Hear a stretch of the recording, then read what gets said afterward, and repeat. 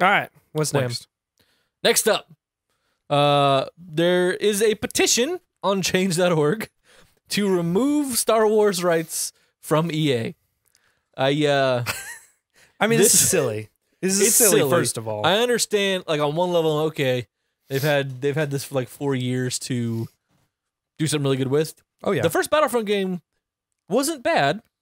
It wasn't great. It was bad at first, was the problem. The problem, okay, I guess it wasn't bad at first. It was void of content at first. Yeah. The content was there. One was could really still argue good. that it's probably still void of content. There was like 5 maps and 4 game modes. And you couldn't even play all the game modes on Wow, all they the had maps. a lot of signatures on that. Yeah, that's true. Do I But think you got it's to think gonna about change anything? No, of course not. So this is the shot from a couple days ago when we were sitting down to record this. Also, you're petitioning the wrong people. Yeah, if you just, Lucasfilm does not own Star I mean, Wars if you anymore. go and actually read the petition, this guy, it's not a good one. Like, Yeah. it's not well written. There's a lot of punctuation, maybe mistakes, Well, yeah. not Well, here's the- well worded. There's even a problem too. But like, you got to research the petition you want to put out there. First of all, Yeah, if you're gonna this make a is just difference, a reaction, be like, "Oh, Lucasfilm, take it away." I'm like, Lucasfilm does not own Star Wars No, that's anymore. Not how this That works. is a Disney property.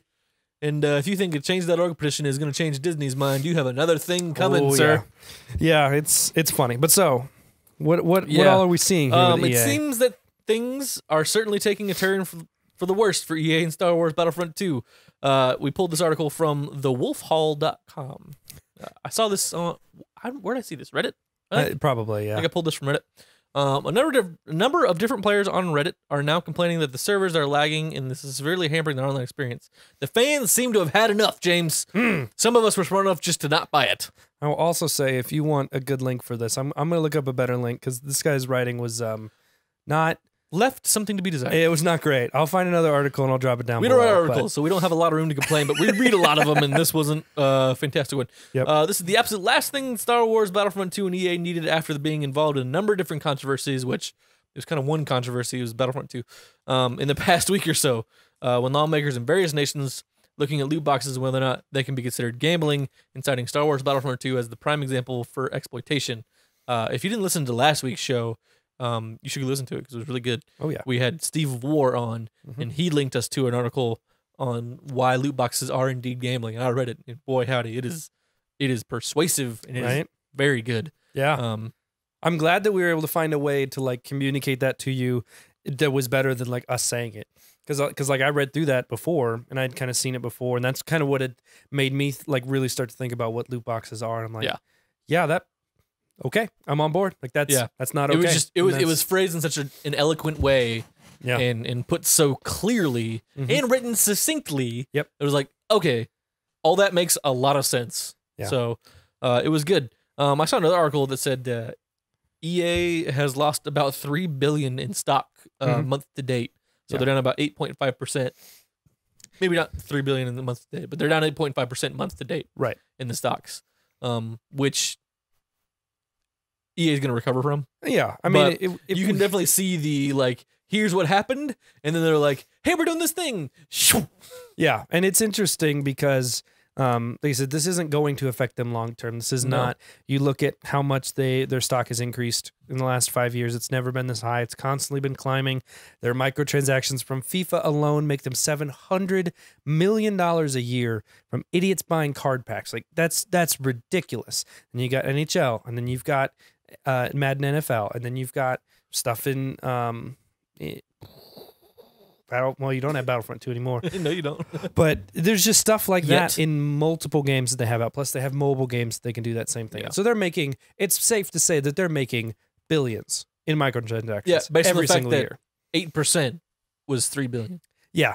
So Think about that. It's not necessarily saying that EA is going in the tank and it's going to crap out. But what should have happened in this case is they launch a flagship title like Battlefront 2. You should have seen the stock shoot up. It's not hard to make this work. You do cosmetic drops in loot boxes, and that's it. And all of a sudden, your stock goes through the roof, and it's probably doubled from where it's at, 6 months ago. Yeah.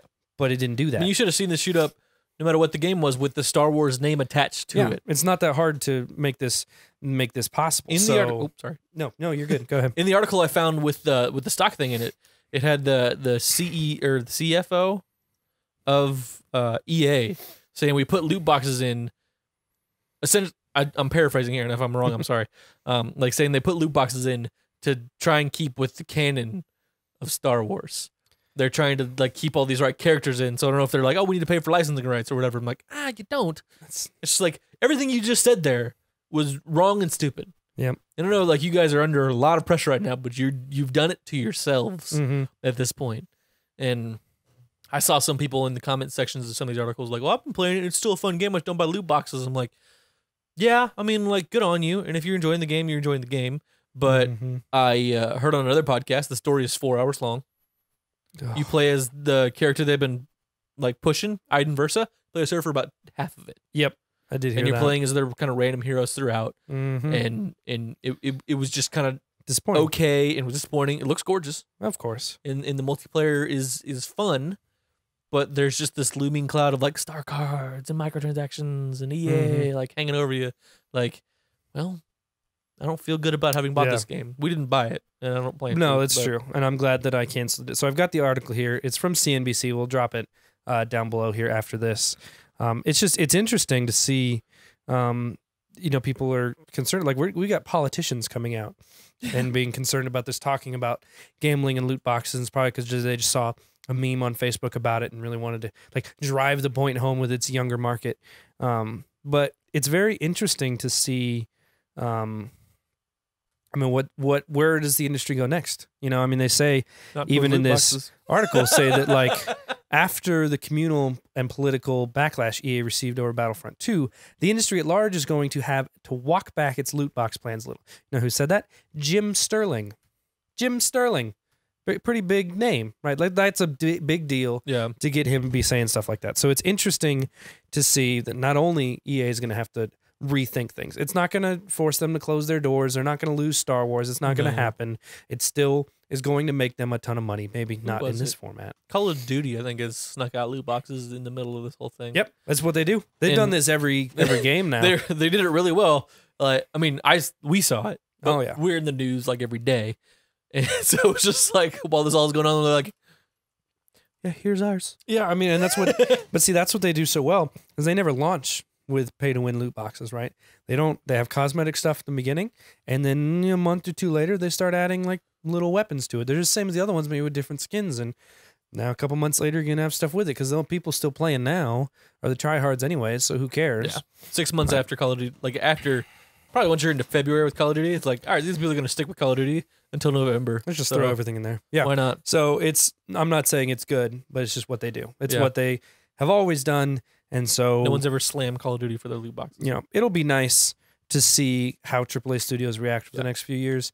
This is a pretty big backlash. This doesn't happen with every game that does it. This isn't going to happen with FIFA. This isn't going to happen with Madden. This isn't even going to happen with 2K, which it should because 2K is a joke. 2K is awful. It is awful for microtransactions. I just wish that at some point we could impact games. And I think the Star Wars thing is going to start a trend where gamers maybe not change their minds, but start to pay more attention to stuff like this. I think gamers have had more of a voice with Battlefront 2 than they have with any other game before. It's the first time this is really broken out. Heck, CNBC wrote an article about EA. I don't even think CNBC knows what EA is, right? But that's how big stuff like this is getting. And so I think it's important to discuss this stuff, and I think it's important. When we were out at Black Friday, every store we stopped at, guess what games were still in stock? Battlefront 2, everywhere. I didn't see missing copies from it. Like the whole shelf was stacked, and I saw pictures like that all across the internet. I'm sure there's places that sold out of it. That's fine. I sold a lot of places that weren't sold out of it, and that made me happy because it's people voting with their wallet, not to make a dent in EA. That developers are going to listen. Developer publishers are only going to listen when they're not making money. They're like, "Whoa, what happened? We were supposed to this was our projections for this, and this is what we got. Yep, what happened?" And then they go to Twitter and Reddit and all that stuff. So it's great, and I'm glad that it's working out. It is. Moving on to our next topic, comes to us from Eurogamer. Marvel Heroes shuts down over a month earlier than planned. So Marvel Heroes came out on PC in 2013 and came to the PS4 and Xbox One earlier this year under the name Marvel Heroes Omega. Yes. So we did a Let's Play in it. We did. It's interesting. It's interesting. I can tell you didn't Let's Play well. Well, it was free to play. Yeah.